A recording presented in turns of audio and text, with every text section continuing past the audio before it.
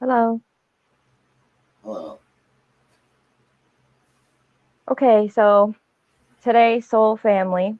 I'm going to be doing things a little bit different. His name is Keith.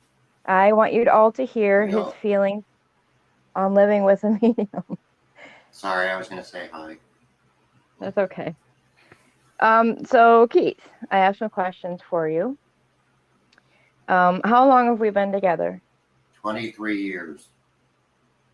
Okay. And if you can remember when you first found out I spoke to the dead, what was your feelings and be as honest as you can? It was kind of frightening, but I kind of discovered it accidentally when we were having a fight, and I actually put her into a psychic reading group, which she's well known in. And how do you feel about it now?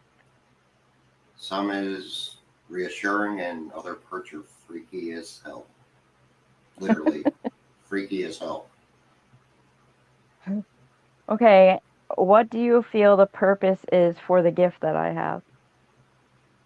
To help people on our side and the other side work through their issues and heal so they can move on to whatever their purpose is going forward. And in certain cases, they may have to reincarnate and other things. And what kind of a job or how good of a job do you think I'm doing on that? From my experience with you and the readings I've witnessed you do, you've been pretty 97% accurate. That's fair enough. Um, what scares you the most about what I do? Some of the things I've seen on the other side that I really never expected to see. Such as, PK manifestations. I was literally myself possessed by a demon or some kind of evil entity that may have piggybacked an actual person's soul. That's still debatable. so would you say that's what scares you the most about the other side? No, evil scares me on both sides. True. What would you say a PK manifestation is? It's created by your energy, created by your subconscious mind that creates an evil entity, either to protect you, or in some cases, they do your evil biddings for you. Has living with me and watching me help people changed how you believe about death and the other side? Me or other people. You. Me, definitely, yes. Like, has it changed how you feel about the other side and death? Yes, because despite there still being confusion, because nobody has all the answers, but it reduced a lot of that and it relayed things that I didn't understand.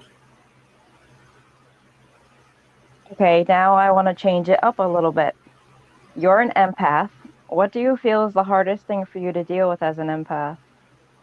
Dealing with people with really intense energy. Like they What does just, intense energy mean? I don't know, they just come in a room and then it just like triggers you. It makes you angry instantly. Their presence just disturbs you, literally. But And what does, the go ahead. opposite end of that is the positive that comes with it because you get to feel people's happiness and joy as well. True. What does the word empath mean to you in your own words? Well, that's kind of hard to explain because from what I've read and in my own experience, there's different types of empaths. I believe there's 8 different types, but I'm not exactly sure. Which one do you think you are? The warrior empath, Warrior empath? yes. There's also dark empaths. There's regular empaths, and I don't know the other 5. Simple Google search, it's great. I don't like Google, but still. How do you think empaths are supposed to help the world? You're supposed to help people feel their feelings and take it and feel their feelings and then chuck them. But the chucking them part makes it more complicated. Because if you're not careful, you absorb them, or if you're not very experienced in psychic protection, you may open portals to things you don't ever want to experience. Yes, I think we've done that sometimes. Yes.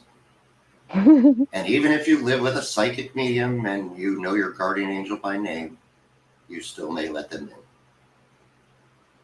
Do you feel that being an empath and or medium, psychic, whatever you want to call it, is genetic and can be passed down? Yes, everything is genetic.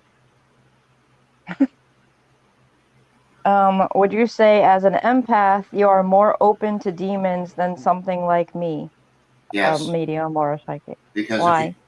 because if you've been through traumatic experiences or things you find to be traumatic, you hold on to that grief or that trauma or that pain, and then you find yourself longing for things that you're not receiving in life, and then you latch onto things which may appear to be positive at first and then become extremely negative in the long run, to the point your soul may literally be outside of your body standing next to you without your own knowledge.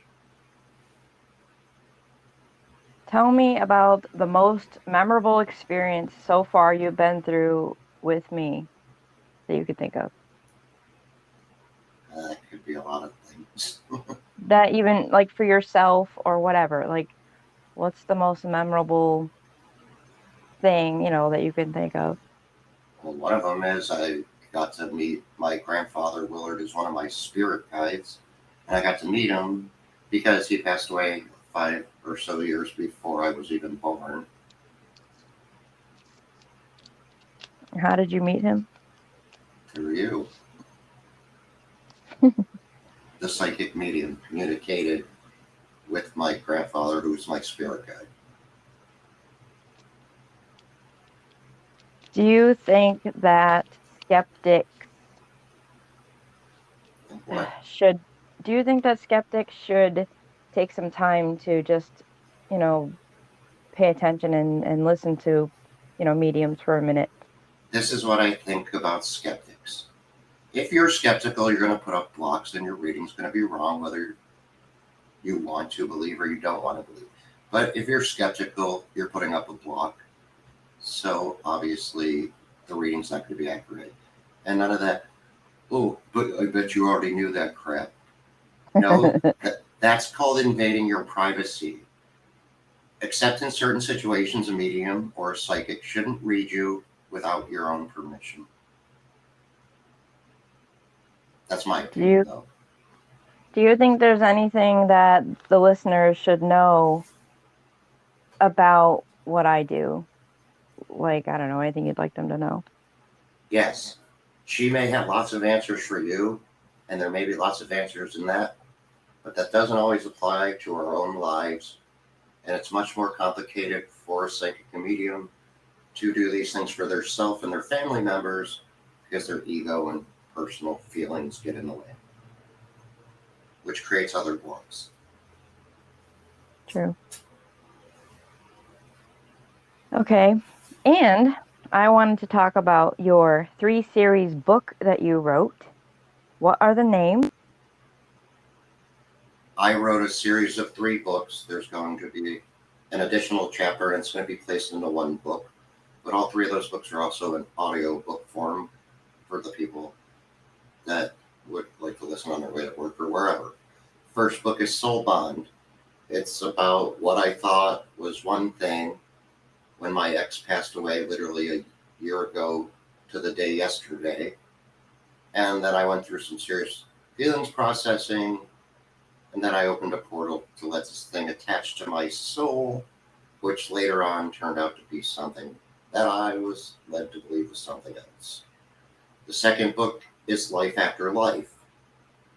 It's about not only this life, but the afterlife, but it's also about reincarnation and how each of our lives play a role in the bigger picture of humanity, hence life after life, not death. and we can live multiple ones. The third book is about frequencies and vibrations, and that's the title. It's about how music and vibrations and energy control every aspect of our life, and all of us have a soundtrack to our lives. Okay. And what made you write these books? I was driven by a force that I couldn't explain. I don't know if it was the positive force, it was the evil force, along with guardian angels guiding me, because these three books, which together already equal a 300 and something page novel, but I like to break it down so you get it in chunks. But yeah, something was just driving me. Just like when a musician wakes up at 3 o'clock in the morning and he has this beat in his head and he just has to write a song and can't go back to bed. Where can you find the books? They're available on Amazon, BarnesandNoble.com. They're available in ebook, paperback, hardcover, and on Audible and iTunes for the audiobook. And the Or you, books also dive into life with me a little bit, correct? oh yes, they're more than just about the paranormal. They're in a series I call Life, Love, and the Paranormal. It explores loves, life, relationships, polyamory, bisexuality, autism, ADHD, mental health. I mean, it's it covers everything, as far as I can tell. Music, energy, and a lot of other subjects thrown into one. Because if you have ADHD like me, you tend to have a million things going on in your brain. So then a million things come out into your writing. And everybody, these books are from his life perspective. These are true stories, not made up. These are from what he's experienced to you to understand.